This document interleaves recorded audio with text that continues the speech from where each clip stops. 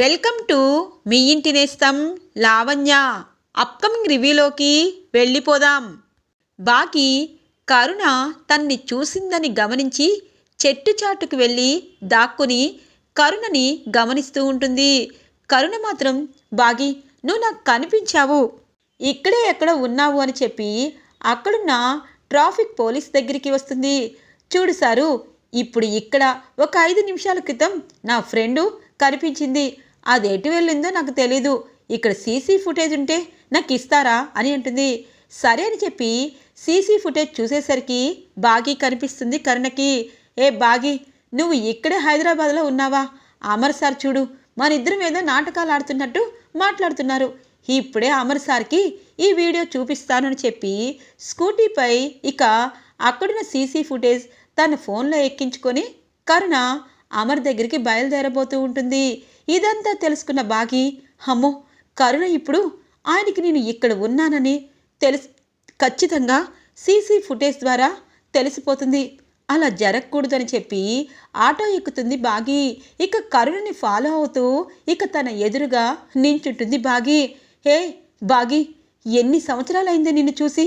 ఇక్కడే ఉండి దాగుడు ముదలాడతావా అనగానే, అవును, ఇప్పుడు ఈ సీసీ ఫుటేజ్ తీసుకెళ్ళి ఆయనకి చూపిస్తావా అనగానే, అవునే, నీకోసం అమరేంద్ర సార్ చాలా బాధపడుతున్నాడు. నీకేమైందే బాగి? చక్కగా ఒక పాప పుట్టాక మీరు చాలా సంతోషంగా ఉన్నారనుకుంటే నువ్వేమో 5 ఏళ్ల నుండి అమర్ సార్కి దూరంగా ఉంటావా?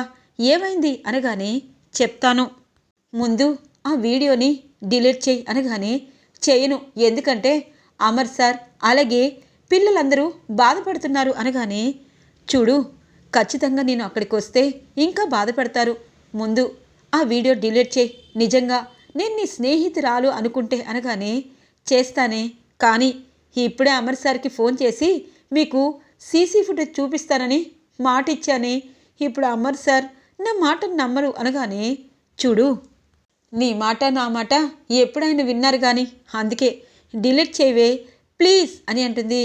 సర్లే, డిలీట్ చేస్తాను కానీ ఏంటి, నువ్వెందుకు దూరంగా ఉంటున్నావు అనగానే, ఇప్పుడు నన్ను ఇక్కడ ఎవరైనా గమనిస్తారు అని చెప్పి తనతో పాటు ఆశ్రమానికి తీసుకువస్తుంది కరుణని బాగి. ఏందే, నువ్వు ఇక్కడుంటున్నావా? మరి అమర్సన్ ఆశ్రమానికి రాలేదా అనగానే, ఇంతలో అమ్మా అని పరిగెత్తుకుంటూ వస్తుంది చిన్నారి ఆరు పాప. ఏ, నీ బిడ్డ కదా అనగానే, అవును అని అంటుంది. ఏందే, ఏమైందే నీకు? ముత్యం లాంటి బిడ్డ, అలాగే అమర్ సార్ నీకోసం ఎంతగానో వెతుకుతున్నారు. నువ్వేంటి ఇక్కడున్నా వాళ్ళ కంట పడకుండా ఏమైంది అనగానే, జరిగింది చెప్తుంది బాగి.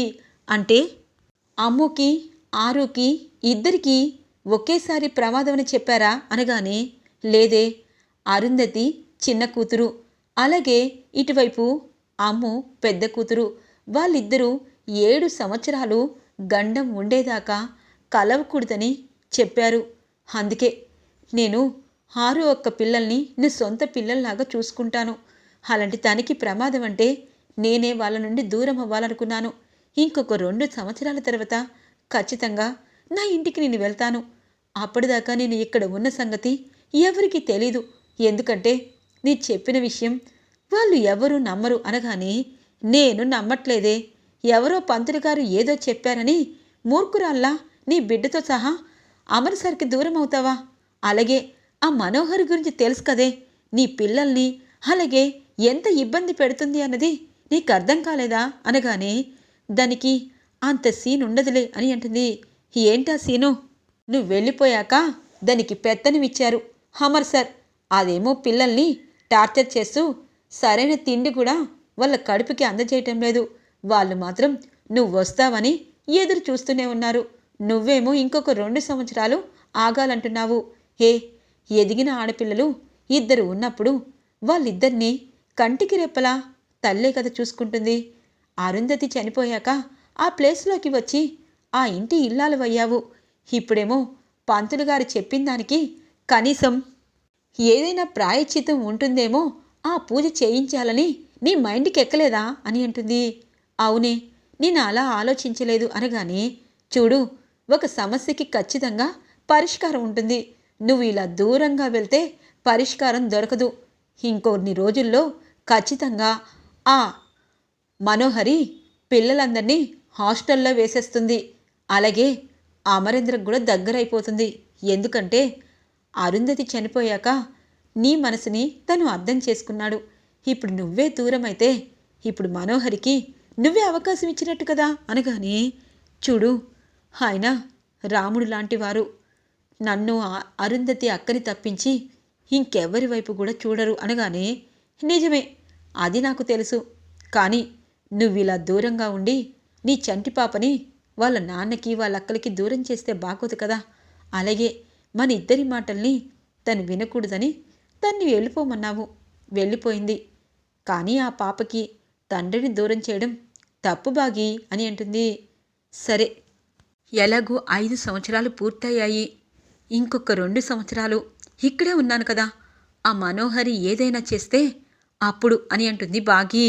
నువ్వు మాత్రం ఆయనకి నేను ఇక్కడున్నానని చెప్పకూడదు అనగానే, సరేలేవే అప్పుడప్పుడు నేను వస్తాలే అని చెప్పి పాపకి చాక్లెట్ ఇచ్చి ముద్దు పెట్టుకొని, పాప కూడా నీలాగే ఉందే అని చెప్పి వెళ్ళిపోతుంది కరుణ. ఎవరమ్మా ఆంటీ అని అంటుంది చిన్నారి ఆరు. తను నా ఫ్రెండు అనగానే, అవునా అని చెప్పి హ్యాపీగా ఫీల్ అవుతుంది చిన్నారి ఆరు పాప. ఇది ఇలా ఉండగా మనోహరి ఇక చంబా దగ్గరికి వచ్చి, ఇదిగో చంబా, మనం ఇప్పుడు అమ్ము కాలేజీకి వెళ్తున్నాము అనగానే, ఎందుకు మనోహరి, అమ్ము గురించి ఏం చేస్తావు అనగానే, అయ్యో నువ్వే చూడు అని చెప్పి అంటూ ఉంటుంది మనోహరి. ఒక అల్లరివాడిని పిలుచుకొచ్చి, ఇక్కడ అమ్ము అనే అమ్మాయి ఉంది, తన వెనకాల నువ్వు ఫాలో అవ్వు, ఐ లవ్ యూ చెప్పు అనగానే, ఓకే మేడం, అమ్మాయి బాగుంటుందా అనగానే, చాలా బాగుంటుంది, తనిప్పుడు ఇంటర్ సెకండ్ ఇయర్ అనగానే, ఓకే మేడం అని అంటారు ఒక అల్లరి అబ్బాయి. ఇక ఇటువైపు ఏం చేస్తున్నావు మనోహరి అనగానే, చూడు అమర్కి ఒక్కొక్కరిగా పిల్లల్ని దూరం చేయబోతున్నాను. ఇప్పుడు అమ్ము ఈ అబ్బాయిని ప్రేమిస్తున్నట్టు అటువైపు అమర్కి చెప్పి అమ్ముని హాస్టల్లో వేస్తాను. ఇక ఆ మగపిల్లలిద్దరు కూడా హాస్టల్కి వెళ్ళిపోతారు.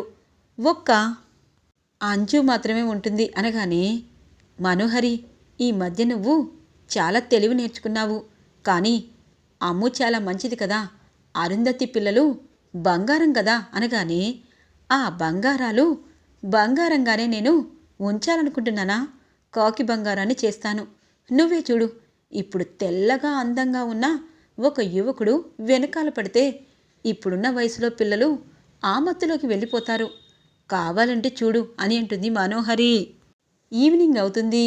ఇక బాగి ఇక కొన్ని సరుకులు తీసుకొని అదే రోడ్లో వస్తుంది. ఇటువైపు అమ్ము వెనకాల మనోహరి సెట్ చేసిన ఆ అబ్బాయి, అబ్బా చాలా అందంగా ఉన్నావు పాపా, నిజం చెప్పాలంటే నీలాంటి అమ్మాయి నాకు లవర్ అయితే నేను ముంబై, ఢిల్లీ ఎన్ని చోట్ల తిప్పుతానో, మేము చాలా ఉన్నవాళ్ళం అని చెప్తూ ఉంటారు. అమ్ము పాపం భయపడుతూ, ఆనంద్, ఆకాష్ ఎక్కడ ఉన్నారు? నేను ఇటువైపు రోడ్లోకి ఎలా వచ్చాను అని చెప్పి పాపం ఆ అబ్బాయి నుండి తప్పించుకోవాలనుకుంటుంది. ఆ అబ్బాయి గబగబా వచ్చి తన చున్నీ పట్టుకోపోతూ ఉంటే వెనక నుండి బాగి వస్తుంది. అమ్ము పాపం ఇక చున్నీ లేకపోవడంతో బాగీని చూడకుండా పరుగు పరుగున క్లాస్ రూమ్లోకి వెళ్ళిపోతుంది. ఇక బాగి ఆ అబ్బాయి కాలర్ పట్టుకొని 2 చెంపలు పగలగొడుతుంది. ఏరా, పిల్లల వెనకాల పడ్డానికి నువ్వు మనిషివేనా అని అంటుంది.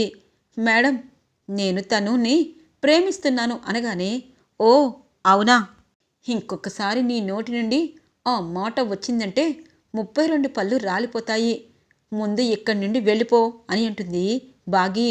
మీరెవరు అని చెప్పి అంటారు. నేను ఆ పాపకి అమ్మని అని అంటుంది. ఇక బాగి, మీరమ్మ అని చెప్పి ఇక గబగబా మనోహరి చంబా వైపు చూసుకుంటూ వెళ్ళిపోతారు. ఎవరబ్బా అని చెప్పి ఇక బాగి చూసేలోపు మనోహరి అలాగే చంబా దాక్కుంటారు. ఇక ఇటువైపు బాగి, అమ్మో నిజంగా ఈ వయసులో మీకు అమ్మతోడు కావాలి, ఇలా ఎవరైనా వెనకాల పడితే ఏం చెయ్యాలన్నది నేర్పించాలి, కానీ ఆ భగవంతుడు మిమ్మల్ని నన్ను దూరం చేశాడు అని చెప్పి అనుకుంటూ ఉంటుంది. ఇంతలో ఆకాష్, ఆనంద్ అలాగే అమ్ముని తీసుకొస్తూ, అమ్ము భయపడకు, నువ్వెందుకు క్లాస్ రూమ్ నుండి బయటికి వెళ్ళావు? మనం ముగ్గురం వెళ్తాం కదా, డాడీ రాతోడిని పంపిస్తారు కదా అని అంటుంది. లేదు, నేను వేరే ఫ్రెండ్తో బయటికి వెళ్ళాలని కాదు, అవసరమయ్యి వెళ్ళాను అని చెప్పి అంటుంది. సరే భయపడద్దు, ఎవరైనా వచ్చి తన్ని పంపించారా, తనే వెళ్ళిపోయాడా అని అంటారు. ఇక చున్నీ అక్కడ ఉండడం చూసి ఆ చున్నీ వేసుకొని ఇక అమ్ము అలాగే ఆకాష్, ఆనంద్ ముగ్గురు ఇంటికి వెళ్ళిపోతారు. ఇటువైపు బాగి అలాగే చూస్తుంది. కరెక్ట్గా వాళ్ళు వెళ్ళగానే మనోహరి మెడపట్టుకుంటుంది బాగి. బాగి నువ్వా అనగానే అవును నేనే అని అంటుంది.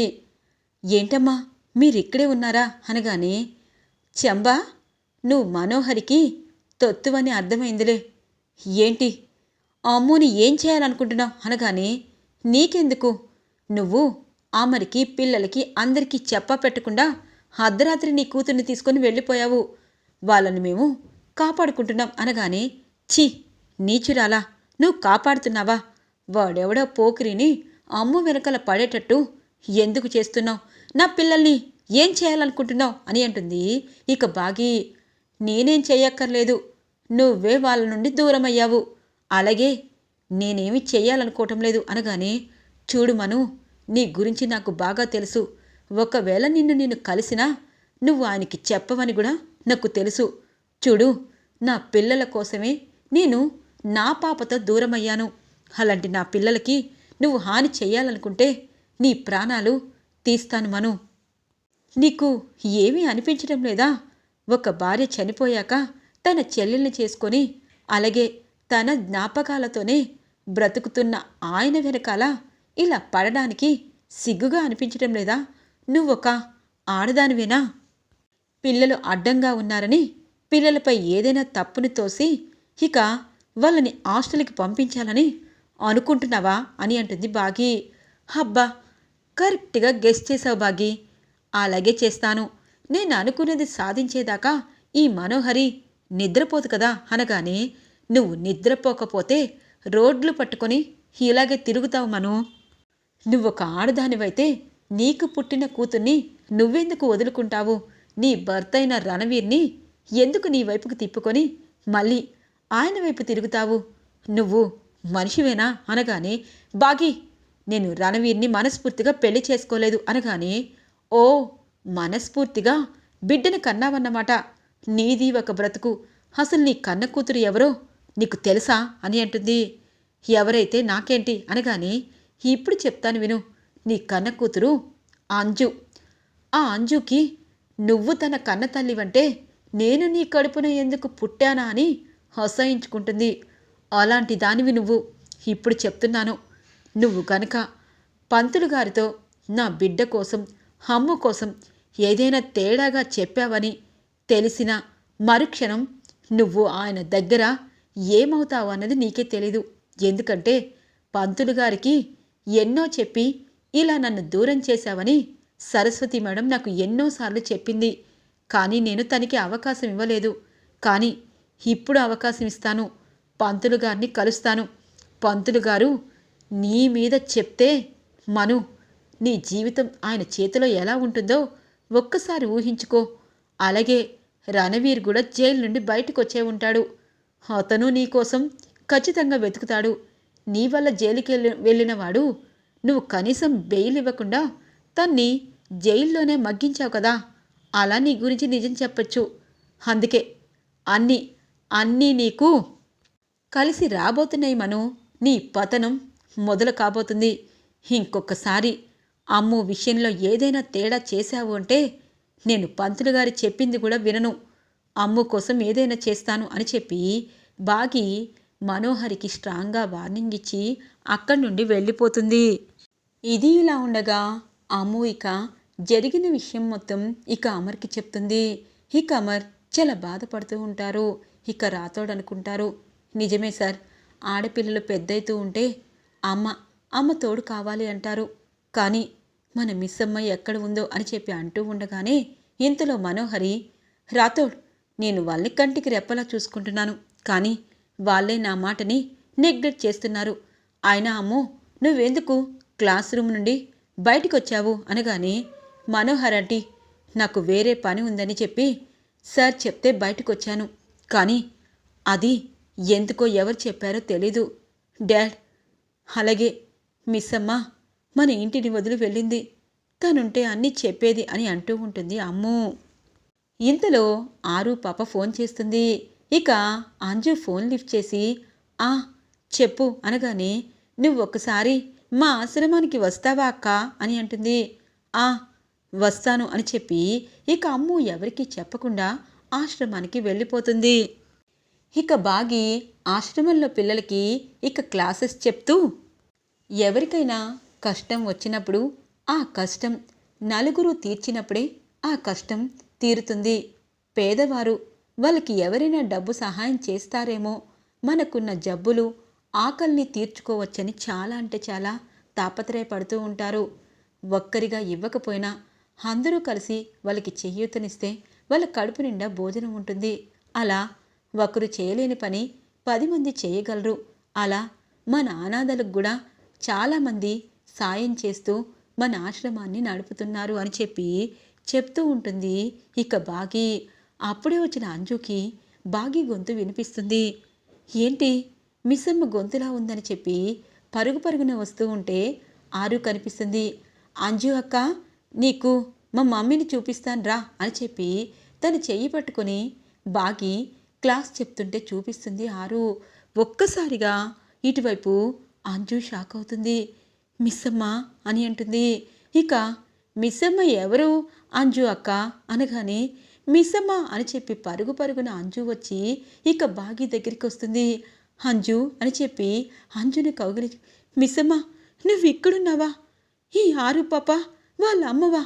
అంటే మా మిస్సమ్మ ఇక్కడున్న మా అమ్మ మీరేనా అని చెప్పి పాప ఏడుస్తూ బాగిని హత్తుకుంటుంది అంజు. ఈరోజు రివ్యూ ఇలా ఇంట్రెస్టింగ్గా ఎండ్ అవుతుంది ఫ్రెండ్స్. రాబోయే రివ్యూ కోసం మా ఛానల్ని సబ్స్క్రైబ్ చేసుకోండి. Thanks for watching friends.